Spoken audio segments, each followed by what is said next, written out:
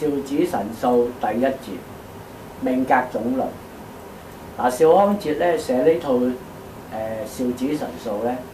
其實咧嗰個模式咧同鐵板神數咧有相當多接近嘅地方。咁相信咧就鐵卜子當其時都係參考咗邵康節嘅邵子神數，然後寫成咧佢嘅鐵板神數。嗱，喺邵康節論命格嘅裏面咧，佢其實咧就係亦都有部分咧取住於咧係紫微斗數，佢將嗰個男性嘅命格咧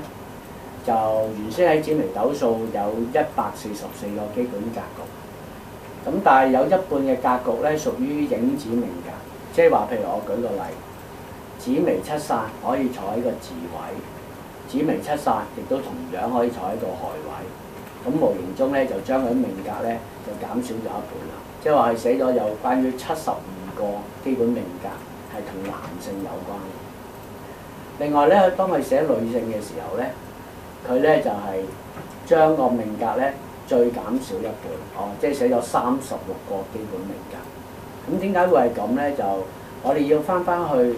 邵康節嗰個年代，因為喺嗰個年代咧重男輕女，一般嚟算命嘅人咧偏向係男性係主導，咁所以女性咧佢只有寫咗36個基本命格，再加埋72個男性嘅命格，所以合共我哋叫108個命格。而喺呢108個命格裏面咧，分別編入咗咧，其中有2個表格裏面。第一個表格咧，我哋叫第一數，第二個表格咧就叫第33數。